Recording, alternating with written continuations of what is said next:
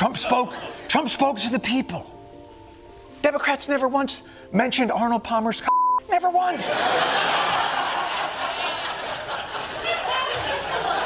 He was booked for harmless commentary. Cute, right? 30 seconds in, Jon Stewart snapped the mic leash and went full flamethrower at his own party. Not a gentle rib. A 5-all roast that left studio lights flickering. Social justice issues take a back seat when your son is in the basement vaping and playing video games and can't find a job. I feel like that last guy was really venting more about his son. Picture it. The voice of liberal sanity turns, points at the Democrats and says, deadpan, guys, you're losing to a man who sells gold-plated sneakers. Crowd, nervous giggles. Producer, silent scream. Twitter, immediate meltdown. But Stewart's next line, he'd vaporize whatever goodwill was left. He called their obsession with Instagram-ready slogans political cosplay, then asked why nobody in D.C. can pronounce grocery bills. Cue gasp, cue memes, cue Aunt Linda texting, is John a secret Republican now? It turns out the election was stolen by more people voting for Donald Trump. It's quite a caper. Ocean's 74 million. And here's the kicker. He wasn't done torching. He teased a stat the DNC buried so deep it makes the Nixon tapes look like Spotify singles, then refused to reveal it. Yet! And yes, that cliffhanger is hanging like a chandelier on dental floss. So buckle up, bestie.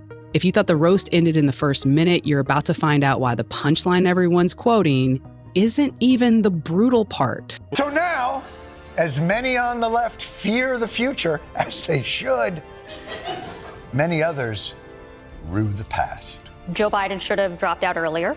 There should have been an open primary. Let's set the scene.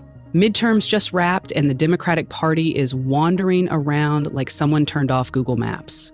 Poll numbers leaking faster than a TikTok draft. Donor calls going straight to voicemail.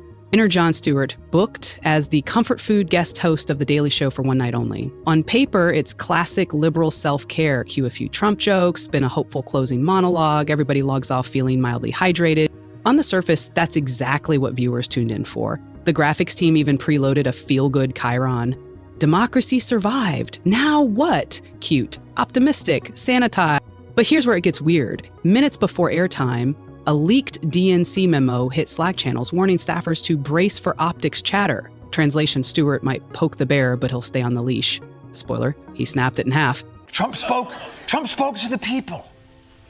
Democrats never once mentioned Arnold Palmer's never once.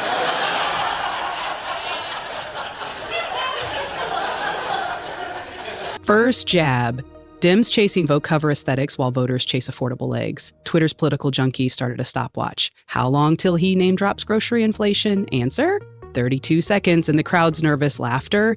That was the moment even the lighting tech felt the temperature drop. Yet the bigger contradiction is still lurking off camera. Stewart's producers cut one segment from the rehearsal, something about a buried focus group stat the DNC hopes no one ever Googles. We'll circle back, because that number might explain every lost seat since 2016. Everyone has their own pet theory, but there's one theory that a lot of people seem to be coalescing around. They were too woke, insisting that people use the term Latinx. Too far to the left on transgender rights. You have to say they. No, you have to do this. Stop with the virtue signaling. Step away from woke. And just when you thought the scourge level was maxed, Stewart pressed turbo. Clip 1 flashes. Nancy Pelosi retweeting a pride meme with fonts so tiny, even Gen Z squints. Stewart pauses the clip, smirks, and drops the line, "They can read that tweet, but not your electric bill."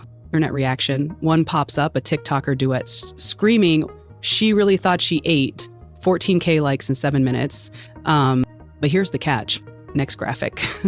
The infamous Latinx voter outreach PowerPoint. Stewart zooms into a slide titled Word Adoption 2%. He deadpans. In marketing, that's called a flop era.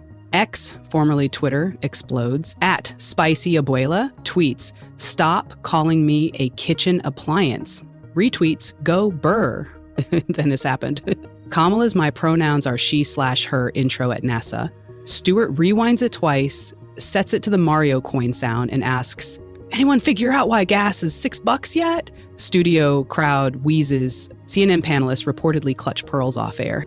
Mini teaser. Hold that thought, because the next clip Even TikTok moderators couldn't keep it up. Social justice issues take a back seat when your son is in the basement vaping and playing video games and can't find a job. I feel like that last guy was really venting more about his son. And it gets worse. Cue montage. Dems senators live streaming from artisanal coffee shops while real-time inflation tracker scrolls beneath. Stewart slices in. Enjoy your $8 latte. That's today's interest on your credit card. A Discord server full of progressive organizers goes radio silent. Someone drops the popcorn emoji. Screenshots hit Reddit within seconds. But the real whiplash arrives at 4:37. Stewart side-by-sides Trump's Rusty Barn rally, Dusty Boots, blunt slogans, against a blue state gala charging $250K a plate for equity speeches. One smells like cow manure, the other smells like caviar, he says. Guess which smell voters relate to. Crowd oofs, meme text, caviar communism trends for a full hour. What cliffhanger mode? And remember that buried focus group stat? We're 90 seconds from it. Viewers hit the edge of their couches. TikTok livestream peaks at 112K. Stewart leans in. If you think it's just about slogans, wait till you see the number, proving Democrats literally can't find their voters on a map. I only have one problem with the woke theory. I just didn't recall seeing any Democrats running on woke shit. These were the commercials I saw for the Democrats. Sherrod Brown is working to fix our border crisis. Time to peel back the Instagram filter. The leaders love the caption, party of the people, but reality check, groceries just clocked a 21% jump since 2020. They say we've created millions of jobs, but voters see paychecks evaporate by Wednesday. They say we're protecting democracy, but voters see ballots swallowed by supply chain delays so bad, even Amazon is like, girl, same. Stewart hammers the contrast. Split screen of Kamala reciting, "We will work together, together we will work." The loop so rigid, TikTok uses it for the NPC meme. Swipe right, Trump at a Rusty County fairground riffing unscripted about milk prices, refereeing a baby holding contest, then selling out merch in under 10 minutes. Rough around the edges? Yup. But raw presence beats teleprompter karaoke every time. They didn't talk about pronouns. They didn't say Latinx. It was the opposite. We can't let China steal Wisconsin jobs. Benefits for illegal immigrants? No way. Blocking support for white farmers? I mean, look at me. Repeat. B says she's fighting for families, but here's what families actually see. $4.69 eggs. She says equitable future, but here's tomorrow's forecast. Rent hikes and a 20-minute hold with healthcare.gov. She says inclusive language, but here's grandpa Googling Latinx and finding nothing but think pieces. Internet reaction capsule, Reddit thread titled "Caviar Communism Hits Front Page." Top comment, "If I have to choose between pronouns or propane, guess which one keeps my kids warm?" 42K upvotes. And remember that buried stat Stewart teased? He flashes. Just long enough to spark chaos. 68% of swing state respondents couldn't name a single Dem policy that lowered their daily cost of living. Not one. Factoid detonates on X. Blue check strategists scramble for spin. Meme accounts slap it on the "this is fine" dog. Stewart's refrain drills in. Promise, disappoint, rebrand, repeat. Promise, disappoint, rebrand, repeat. By minute 9, the so-called party of working folks looks like the VIP section of Coachella. Exclusive, overpriced, and dusty by daylight. And the reveal we still haven't touched is a second poll buried even deeper that makes this 68% look polite. Stick around, that iceberg tip is coming. And don't forget about Kamala Harris. It's not like she was exactly waving around her NPR tote bag. I have a Glock.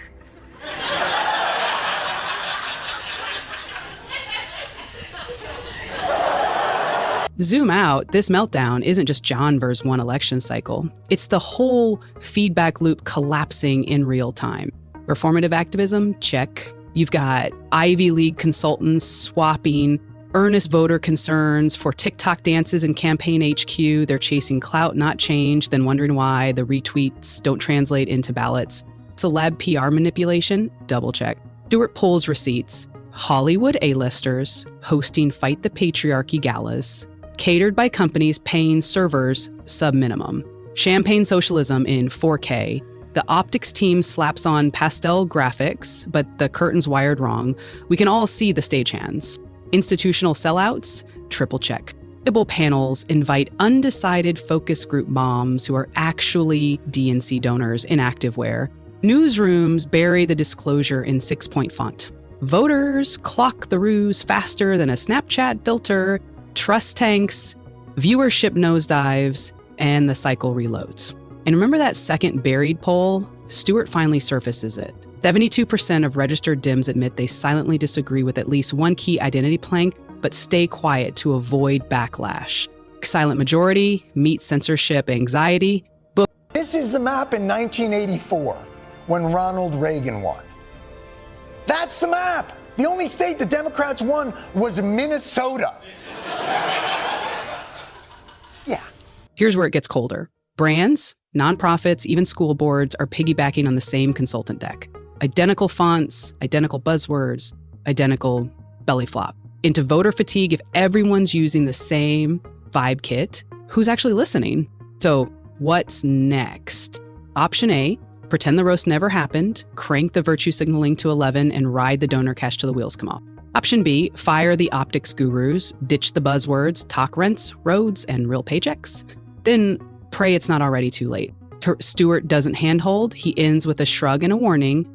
If you won't correct course, the electorate will do it for you. Translation, ballot boxes have longer memories than Twitter trends. People aren't wrong to ask why fear of being labeled out of touch keeps leaders from touching actual lives. The world is watching and they're not applauding. They're doomsglowing.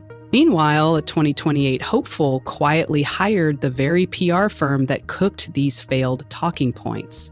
Open loop, guess who just bought a ticket on the same sinking ship? Everyone thought that's the end of the Democrats. But 8 years later, there was a Democrat back in office. We don't know what's going to happen in 4 years at all. The only thing that is certain is this. So here we are, stage lights cooling, DNC comms rooms still smoking, and Jon Stewart's punchlines replaying like an alarm. The party keeps snoozing. You can almost hear the spin doctors whispering, it's just a phase. Sure, the way a sinkhole is just a pothole. People aren't wrong to ask why a movement built on speak your truth goes ghost the moment ordinary folks speak theirs. When rent eclipses paycheck, no meme can fix it. When groceries swipe half a debit card, no pastel infographic makes it cute.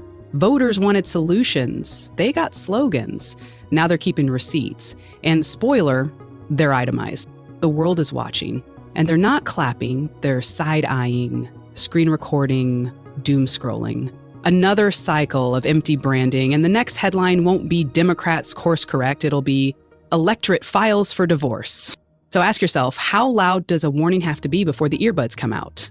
How many polls need to bury careers before someone digs them up in daylight? We'll be here, waiting for action, because the hashtags have already expired.